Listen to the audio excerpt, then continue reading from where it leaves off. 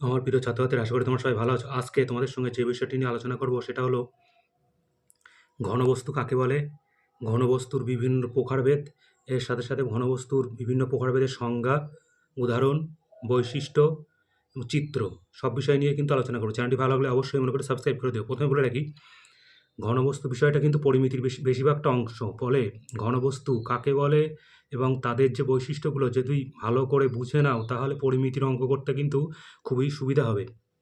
তাহলে একদম প্রথমে আসছি, ঘনবস্তু কাকে বলে। ঘনবস্তু কাকে বলে উদাহরণ দাও। উত্তর হচ্ছে, যে বস্তুর দৈর্ঘ্য প্রস্থ উচ্চতা বা বেধ আছে তাকে ঘনবস্তু বলে। তাহলে দৈর্ঘ্য প্রস্থ এবং উচ্চতা থাকতে হবে, তাকে কিন্তু আমরা ঘনবস্তু বলে থাকি। উদাহরণ কি আছে এখানে দেখে না। উদাহরণ হচ্ছে টেবিল, ফুটবল, ইট প্রভৃতি হচ্ছে ঘনবস্তুর উদাহরণ। এখানে কিন্তু একটা কম হওয়া দরকার ছিল। তাহলে টেবিল, ফুটবল, ইট প্রভৃতি হচ্ছে ঘনবস্তুর উদাহরণ। এক কথায় বলতে গেলে দৈর্ঘ্য প্রস্থ উচ্চতা প্রত্যেকটি হলো ঘনবস্তুর একটি মাত্রা।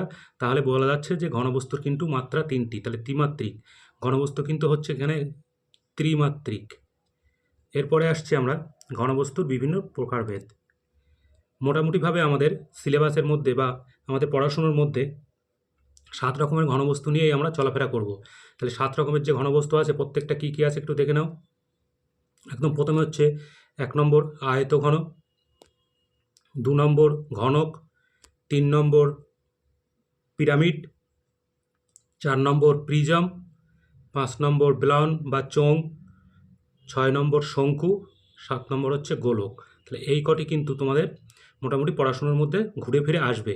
তাহলে একদম প্রথমে চলে যাব, আয়তঘন কাকে বলে। তাহলে আয়তঘন কাকে বলে দেখে নাও প্রথমে।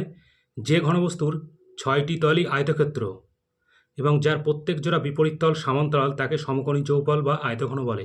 তাহলে আর একটা আমরা শব্দ পেলাম, সেটা হলো সমকোণী চৌপল বা আয়তঘন। সমকোণী চৌপল বা আয়তঘন কাকে বলে বললে কিন্তু আয়তঘনই বোঝায়। তাহলে এখানে ছবিটা তোমরা দেখতে পাচ্ছ, এখানে 6টি তল আছে এবং প্রত্যেকটা তলই একটা একটার সঙ্গে কিন্তু সমান্তরাল। তাহলে এখানে আমরা বলছি আয়তঘন। এবার উদাহরণ কি আছে দেখে না। উদাহরণ বলছে এখানে ইট, বাক্স, ঘর, বই, আলমারি আয়তঘনের উদাহরণ। এখানে কিন্তু ইট, বাক্স, ঘর, বই, আলমারি এগুলো সব কিছুই কিন্তু আয়তঘনের উদাহরণ। এখানে কিন্তু এই ছবিটা কিন্তু এটা আয়তঘনের ছবি বা সমকোণী চৌপলের ছবি বলা যেতে পারে। এরপরে আসছে আয়তঘনকে ঘনক কাগজের উপর বসিয়ে যদি সমতলিক চিত্র পাওয়া যাবে তার নাম আয়তক্ষেত্র। তাহলে আমরা যে তলটাগুলো পাই সবকটাই কিন্তু আয়তকার তল এবং আয়তঘনের প্রত্যেকটি তলই কিন্তু আয়তক্ষেত্রকার। এবং আয়তঘনের কটি তল আছে না, 6টি তল, প্রান্তরেখা হচ্ছে 12টি এবং কৌণিক বিন্দু কিন্তু 8টি। এখানে কিন্তু গুনলে সবকটাই পাওয়া যাবে। এই হলো হচ্ছে আয়তঘন। এরপরে চলে যাব আমরা ঘনক। তাহলে একদম প্রথমে দ্বিতীয় আসছি ঘনক। ঘনক কাকে বলে ছবিতে দেখতে পাচ্ছ, এটা হচ্ছে ঘনকের ছবি। ওখানে আয়তঘনকের ছবি তোমরা দেখে নাও। আয়তঘনকের ছবি কেমন ছিল, এই যে আয়তঘনকের ছবি ছিল এটা, এটা কিন্তু হচ্ছে ঘনকের ছবি। তাহলে ঘনক কাকে বলে একদম প্রথমে দেখে নাও। ঘনক কাকে বলে, যে আয়তঘনের, তাহলে আমরা শুরু করব কিন্তু আয়তঘন দিয়ে, যে আয়তঘনের দৈর্ঘ্য প্রস্থ উচ্চতা 3টি মাত্রায় পরস্পর সমান তাকে আমরা বলছি কিন্তু ঘনক। তাহলে আয়তঘনকের সংজ্ঞা থেকেই কিন্তু আমরা ঘনকের সংখ্যাটা কিন্তু তৈরি করছি। এরপরে উদাহরণ কি আমরা জানি, সবাই এটা জানে, সবাই লুডুর ছক্কা হচ্ছে ঘনকের উদাহরণ। লুডুর ছক্কাটা হচ্ছে সুষম ঘনবস্তু। তাহলে আয়তঘনককে আমরা সুষম না বলবো না, কিন্তু ঘনককে আমরা সুষম ঘনবস্তু বলবো। এরপরে চলে যাচ্ছি আমরা, আরও কিছু বৈশিষ্ট্য আছে দেখে নাও। ঘনককে কাগজের উপরে বসিয়ে যে সমতলিক চিত্র পাওয়া যাবে সেটা কিন্তু বর্গক্ষেত্র হবে। তাহলে ঘনককে একটা কাগজের উপর বসিয়ে যদি দাগ টানা হয় তাহলে আমরা যেটা পাবো সেটা বর্গক্ষেত্র এবং ঘনকের প্রত্যেকটি তলই কিন্তু বর্গক্ষেত্রকার বা বর্গক্ষেত্র। এরপরে আসছি আমরা সুষম ঘনবস্তুর কাকে বলে। যে ঘনবস্তুর অংশ বা আকৃতি সম্পূর্ণভাবে সামঞ্জস্যপূর্ণ তাকে সুষম ঘনবস্তু বলে। সুষম ঘনবস্তু বলতে আমরা বই, ইট, লুডুর ছক্কা, বল সুষম ঘনবস্তু বলতে থাকি। কিন্তু কোনো মতে একটা পাথরের টুকরোকে আমরা কিন্তু সুষম ঘনবস্তু বলবো না। তাহলে সুষম ঘনবস্তু কাকে বলে জানা গেল এবং তাদের উদাহরণও কিন্তু এখানে জানা গেল। এরপরে আসছি আমরা 3 নম্বরে কী আছে না, পিরামিড। তাহলে পিরামিড কাকে বলে তার আগে দেখে নাও পিরামিডের ছবিটা কেমন। পিরামিডের ছবিটা এটা সবাই যা দেখেছো, কারণ মিশরের পিরামিড তোমরা সবাই দেখেছো। তাহলে কাকে বলে একটা দেখে নাও, কয়েকটি সমতল দ্বারা বেষ্টিত তাহলে কয়েকটি সমতল, এখানে কিন্তু পরিষ্কার বলা আছে সমতল, কোথাও কিন্তু বক্রতল বা অন্য কোনো তল নেই, তাহলে সমতল। তাহলে কয়েকটি সমতলে বেষ্টিত যে ঘনবস্তুর ভূমিতল একটি যে কোনো সরলরৈখিক ক্ষেত্র এবং যার পার্শ্বতল ও ভূমিতল বহিস্থ কোনো বিন্দুতে মিলিত হয়ে শীর্ষস্থ কয়েকটি ত্রিভুজ গঠন করে তাকে আমরা পিরামিড বলে থাকি। তাহলে কি হচ্ছে না, নিচের তলটা সমতল হবে এবং পার্শ্বতলগুলো সমতল হবে, কিন্তু দেখতে কিন্তু ত্রিভুজ আকৃতি হবে এবং তাদের একটা শীর্ষবিন্দু থাকবে। এরকম আকৃতি বস্তুকে আমরা সাধারণত পিরামিড বলে থাকি। ছবিটা তোমরা পরিষ্কার দেখতে পাচ্ছ। এরপরে দেখে নাও কী লেখা আছে।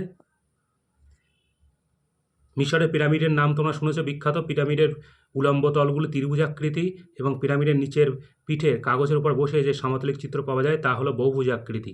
মানে ব্যাপারটা এরকম দাঁড়াচ্ছে যে আমরা যে পার্শ্বে যে তলগুলো পাবো, এই তলগুলো যে পার্শ্বতল, এই তলগুলো এগুলো কিন্তু পাবো ত্রিভুজ আকৃতি, এবং একদম শেষে যে তলটা পেলাম এই যে এইভাবে এইভাবে এইভাবে করে শেষে যে আকৃতিটা পেলাম এটা কিন্তু বহুভুজ আকৃতি।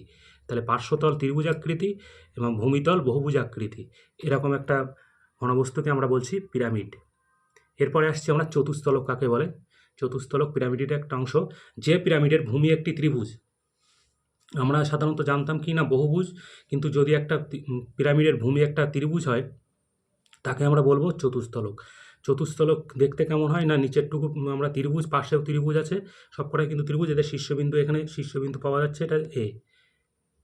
এবং চতুস্তলকের আরও কয়েকটি জিনিস একটু জেনে নেওয়া দরকার, সেটা হলো এখানে লেখা আছে যে চতুস্তলকের 4টি তল, 4টি শীর্ষ এবং 6টি প্রান্তিকী বা ধার থাকে, এবং 4টি তল, 4টি শীর্ষ, 6টি প্রান্তিকী। ছবিটা দেখলে তোমরা পরিষ্কার বুঝতে পারবে। 4টি শীর্ষ, 4টি তল, 4টি প্রান্তিকী কী হয়। 4টি শীর্ষ হচ্ছে এ বি সি ডি, এখানে নামগুলো দেওয়া আছে, এই যে এ বি সি ডি, এই 4টে শীর্ষ, এবং 4টি তল দেখতেই পাচ্ছ, নিচে একটা তল আর পাশে 3টে তল, মোট 4টি তল এবং 6টি প্রান্তিকী। প্রান্তিকী বলতে এই ধারগুলো বোঝাচ্ছে, এখানে এখানে পরপর যদি আমরা হিসাব করি তাহলে 6টি পাবো, কারণ নিচে 3টি আছে এবং ওপরেও 3টি আছে।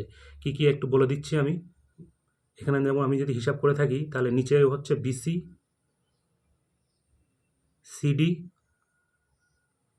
ডিবি, নিচেরগুলো হয়ে গেল। এরপরে যদি আমরা ওপরেরগুলো হিসাব করি তাহলে হবে এবি, এসি, এডি, এইগুলো সব কিন্তু প্রান্তিকী বা ধার আমরা যাই বলি না কেন। এরপরে আসছি আমরা যে চতুস্তলকের 4টি তলই সমান এবং সমবাহু ত্রিভুজ তাকে সুষম চতুস্তলক বলে, এবং ওই তলগুলো যদি সব সমান হয় এবং বাহুগুলো সমান হয় তাহলে সমবাহু ত্রিভুজ পাবো আমরা, সেটা সুষম চতুস্তলক। এরপরে আসছি আমরা কি বেলন। 4 নম্বরে আছে বেলন। বেলনের ছবিটা তোমরা দেখতে পাচ্ছ। একটি আয়তকার এক বাহুকে, এটা আয়তক্ষেত্রের একটা বাহু, আমরা যদি এখানে আয়তক্ষেত্র এটা এরকম করে হিসাব করি, এইটা একটা আয়তক্ষেত্র নেই, তাহলে এই আয়তক্ষেত্রে এখানে আমি যদি হিসাব করি এ বি সি ডি হচ্ছে আয়তক্ষেত্র।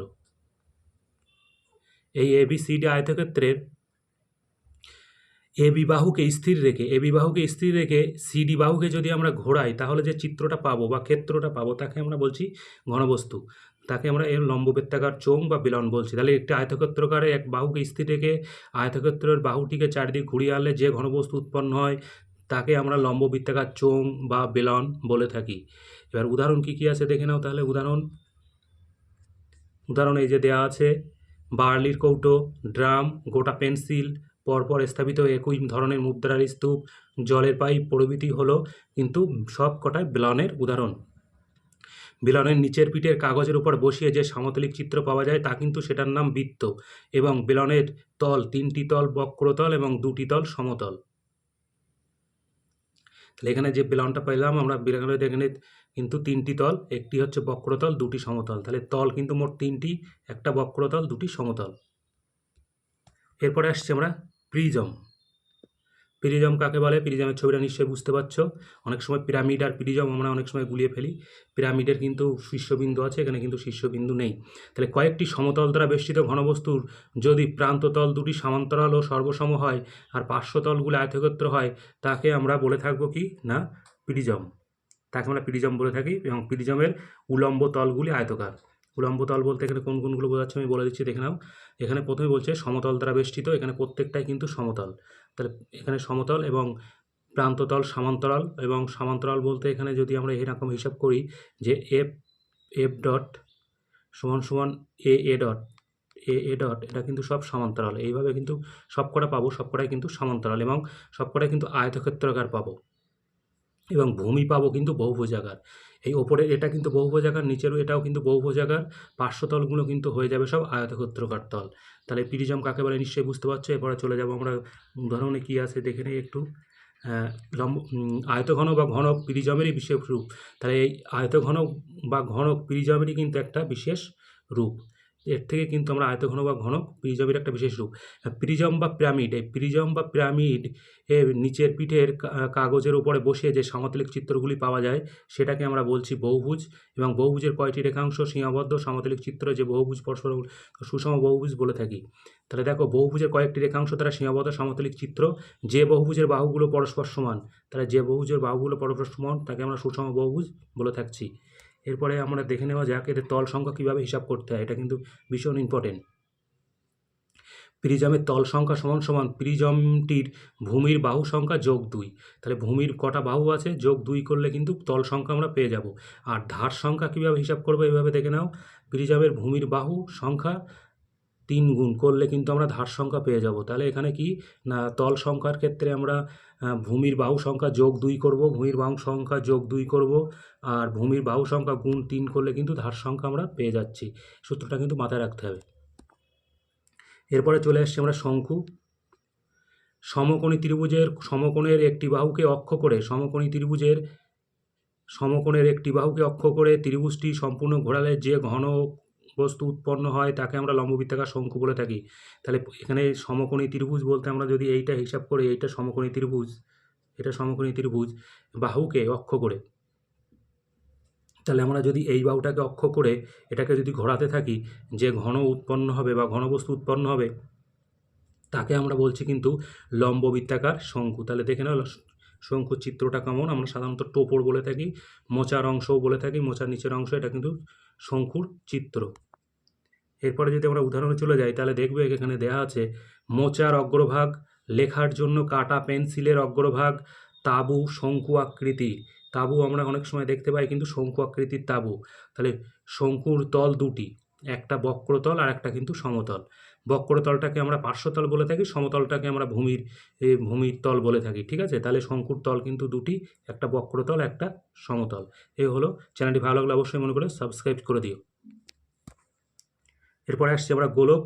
গোলক কাকে বলে দেখে নাও। কোনো অর্ধবৃত্তের ব্যাসকে অক্ষ ধরে অর্ধবৃত্তটিকে ঘোরালে যে ঘনবস্তু বা ঘন উৎপন্ন হয় তাকে আমরা গোলক বলে থাকি। তাহলে একই রকমভাবে যদি আমরা এইটাকে অর্ধবৃত্ত মনে করি, এটাকে যদি আমরা অর্ধবৃত্ত মনে করি এবং এইটাকে অক্ষ করে মানে ব্যাসটাকে অক্ষ করে যদি আমরা ঘোরাই, তাহলে যে আমরা ঘনবস্তুটি পাবো তাকে আমরা বলছি কিন্তু গোলক। এবং অর্ধবৃত্তের ব্যাসার্ধই কিন্তু গোলকটিরও ব্যাসার্ধ। এই অর্ধবৃত্তের ব্যাসার্ধ আর গোলকের ব্যাসার্ধ কিন্তু একই। এবার উদাহরণ কী কী আছে দেখে নাও। মার্বেল খেলার বল, গোলক, গোলাকার পেপারওয়েট, গোলকের উদাহরণ। তাহলে এখানে কিন্তু অনেক কটা উদাহরণ কিন্তু এখানে দেওয়া আছে। গোলকের একটি তল, সেটা তল কিন্তু আমরা জানি সব বক্রতল। গোলকের অর্ধেককে আমরা অর্ধগোলক বলে থাকি, অর্ধগোলকের আবার দুটি তল।